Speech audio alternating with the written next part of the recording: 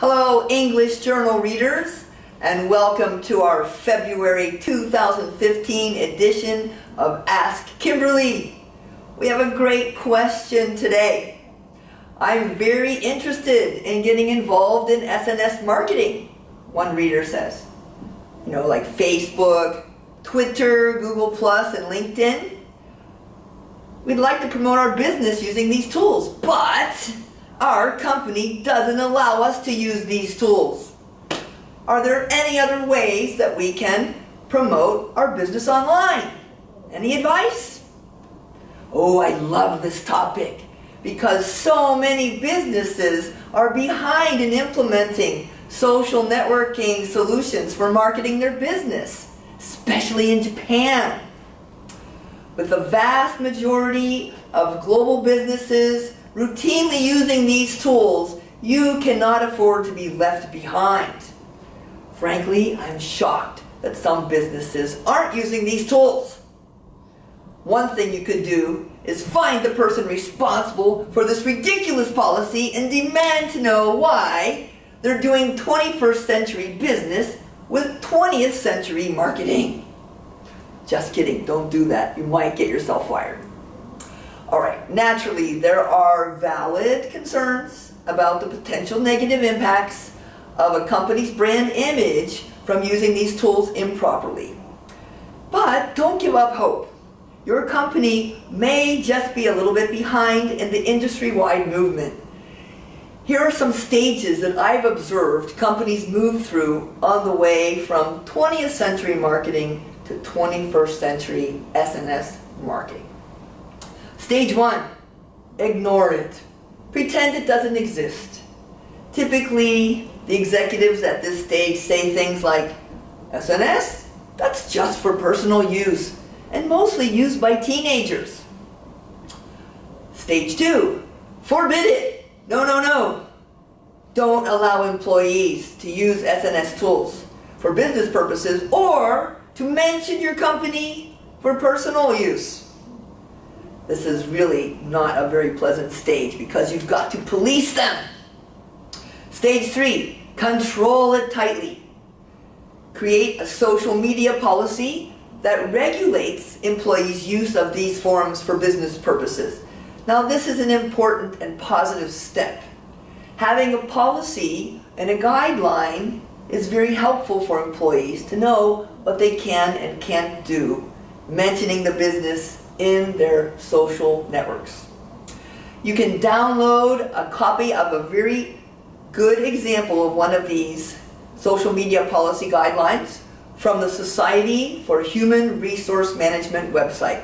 Just search on their website for social media policy. Next stage, centralize it.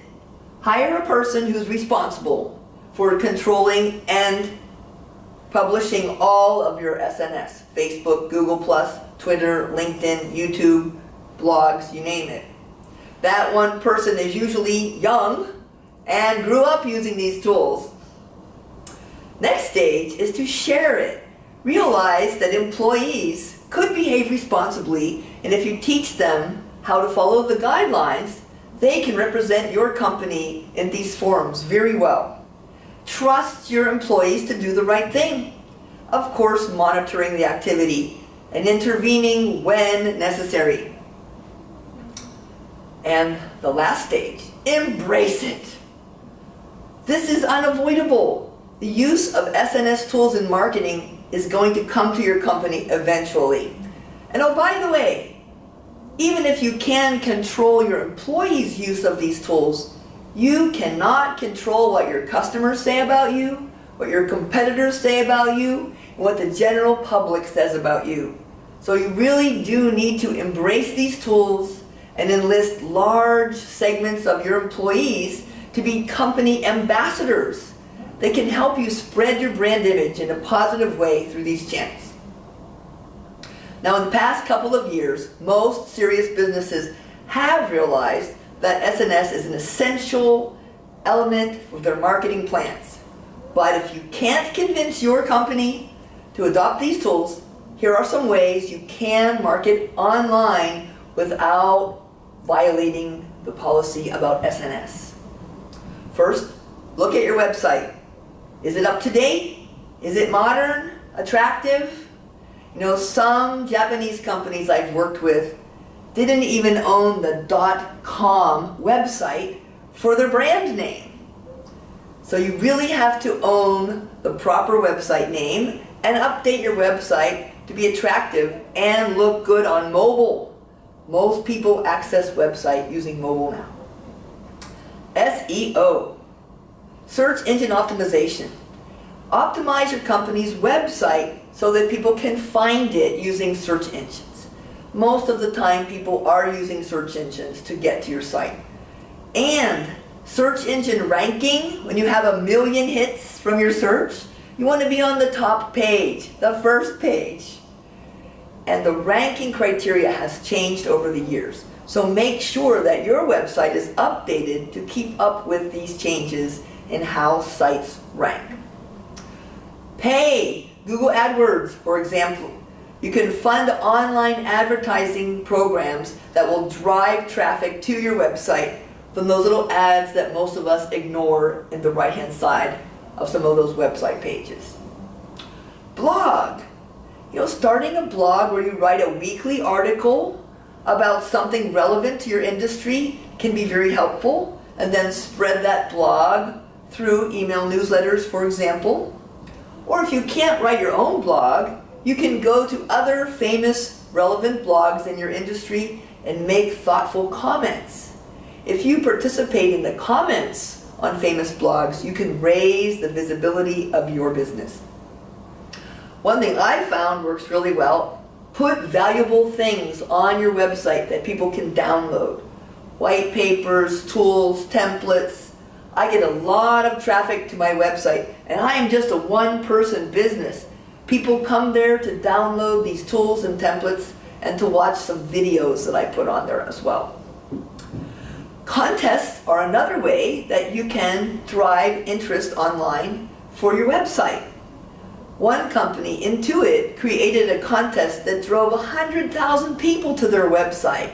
They asked people who used their products to tell their stories of how they used their products and have all their friends come and vote whose story was the best. And with that contest, that viral marketing of that contest, they got a lot of new potential clients. And finally, you can just send out a periodic email newsletter. Make sure you put a lot of links in there back to your website, the tools, the templates, the white papers, and the blogs. You see, there's a lot of things you can do to do online marketing without using Facebook, Twitter, Google+, and LinkedIn. So don't give up. In 2010, Pepsi, the famous company Pepsi, skipped their traditional TV Super Bowl ads. Instead, they funded a $20 million campaign to make the world a better place. This was a huge shock for people because they chose to use that money to fund the SNS campaign.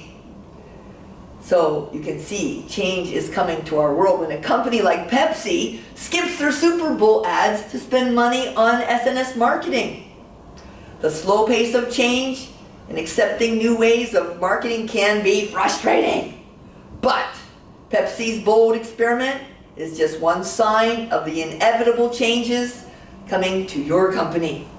And perhaps you will be the pioneer who leads those changes. Good luck.